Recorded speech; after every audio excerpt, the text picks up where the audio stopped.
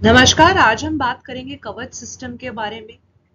कवच सिस्टम स्वचालित ट्रेन सुरक्षा प्रणाली के बारे में। हाल ही में उड़ीसा में बहनगा बाजार रेलवे स्टेशन पर 2 जून 2023 को जो हादसा हुआ है, ट्रेन दुर्घटना हुई है, उसने एक बहुत बड़ा सवाल हमारी जो ट्रेन सुरक्षा प्रणाली है उसको लेकर उठाया है। और ये जानना बहुत जरूरी है कि क्या है ये कवच सिस्टम। तो अगर हम बात करें रेलवे सिस्टम के बारे में, तो रेलवे सिस्टम इंडिया का बहुत ही ज्यादा बड़ा है और कई ऐसी घटनाएं पहले भी हुई हैं। तो ऐसी विनाशकारी घटनाओं को रोकने के लिए एक प्रभावी सुरक्षा उपायों की तत्काल आवश्यकता पर बल दिया जा रहा है। तो हाल ही की जो घटना हुई है ने कवच पहल की ओर ध्यान आकर्षित किया है लोगों का, जिसका उद्देश्य कह सकते हैं, बेसिक मोटिव जो रहा है वो ये रहा है कि भारत में जो रेलवे सुरक्षा है उससे बढ़ाना है। हालांकि जो कवच प्रणाली का उड़ीसा मार्ग पर लागू नहीं किया गया, तो इसी समय ये उठकर आ रहा है कि क्या अगर उस समय कवच सिस्टम वहां पर मौजूद होता तो क्या इस ट्रेन हादसे को रोका जा सकता था। भारत के जो कैग हैं कि 2022 में उन्होंने एक रिपोर्ट निकाली। रिपोर्ट का नाम था भारतीय रेलवे का पटरी से उतरना।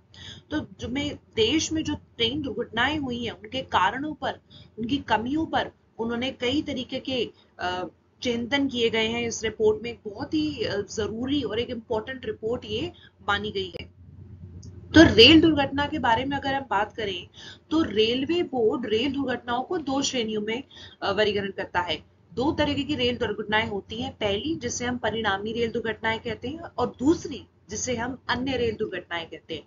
पहले अगर हम बात करें तो परिणामी रेल दुर्घटनाएं वो होती है जहां पे किसी के जीवन को हानि या फिर कहा जाए मानव चोट पहुंचे या संपत्ति को क्षति या रेलवे यातायात में रुकावट पैदा हो, जैसे कि महत्वपूर्ण प्रभाव वाली दुर्घटनाएं जिसमें शामिल होती हैं। दूसरी आती हैं अन्य रेल दुर्घटनाएं। अन्य रेल दुर्घटनाओं में वे सभी दुर्घटनाएं शामिल हैं जो परिणामी श्रेणी में नहीं आया करती हैं। तो पटरी से उतरना उस स्थिति को संदर्भित करता है जब कोई ट्रेन या कोई अन्य रेलवे वाहन पटरी से उतर जाता है, तो जिसके परिणाम स्वरूप जिसके रिजल्ट क्या होता है कि कोई नुकसान होता है और रेल अपने इच्छित पथ पर आगे बढ़ने में असमय होती है।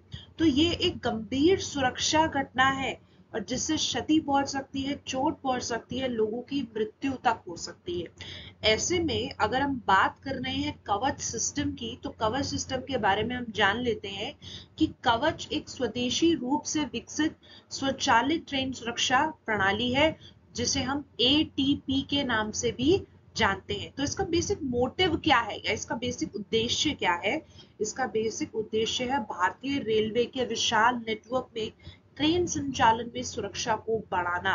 तो तीन भारतीय विक्रेताओं के सहयोग से अनुसाधन डिजाइन और मानक संगठन यानी आरडीएसओ द्वारा विकसित इसे हमारी राष्ट्रीय संचालित ट्रेन सुरक्षा एटीपी प्रणाली के रूप में अपनाया गया है। तो सिकंदराबाद तेलंगाना में Indian railway institute of signal engineering and telecommunications कवच के लिए उत्कृष्टता केंद्र की मेजबानी करता है। तो RISCT की जिसके बारे में हम बात कर रहे हैं, अपनी समर्पित कवच प्रयोगशाला के माध्यम से कवच पर सेवाकालीन रेलवे कर्मचारियों को परीक्षण देने के लिए जिम्मेदार है। कवच का मतलब होता है एक तरीके का आर्मर, एक तरीके का प्रोटेक्शन सिस्टम।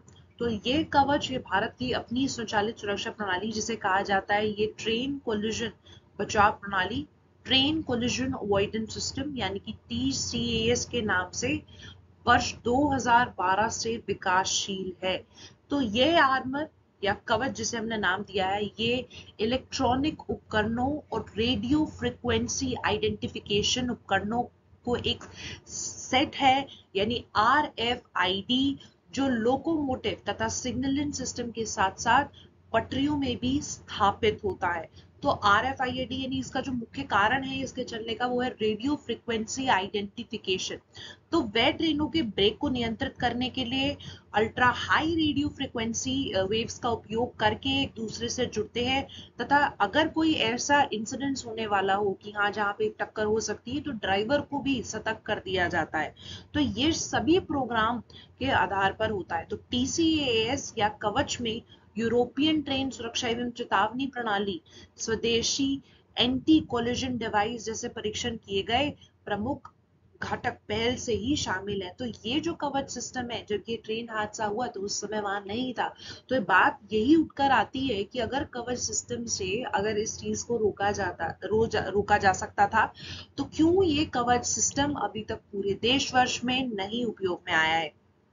तो ऐसा माना जाता है कि इसे भविष्य में high track European train control system level 2 जैसी विशेषताएं भी इसमें होंगी।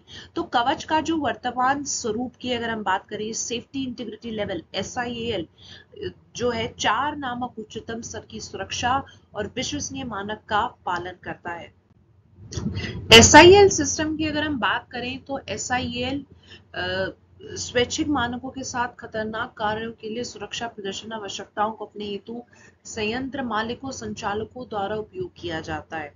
तो 4 SIL स्तर होते हैं, जैसे 1 से 4 में भागा गया है। एक उच्च SIL स्तर का क्या मतलब होता है कि प्रक्रियात्मक खतरा अधिक है और उच्च स्तर की सुरक्षा की इस समय आवश्यकता हो सकती है।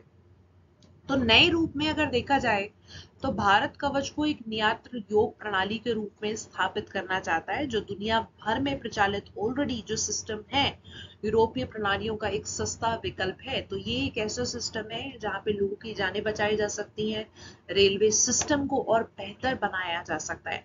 तो ऐसा नहीं है कि ये सिस्टम और कंट्रीज में नहीं है और देशों में नहीं है, बिल्कुल है, और ये एक उसका सस्ता विकल्प भारत में बनाया गया है। तो जबकि एक कवच अल्ट्रा हाई फ्रीक्वेंसी का उपयोग करता है, उसे 4G long term evaluation LTE तकनीक के साथ संगत और वैश्विक बाजारों के लिए उत्पाद बनाने हेतु काम चल रहा है। तो सिस्टम को ऐसा बनाने के लिए काम जारी है कि ये विश्व स्तर पर पहले से स्थापित अन्य सिस्टम के साथ संगत हो सके, एक कोलैबोरेशन इसमें हो सके।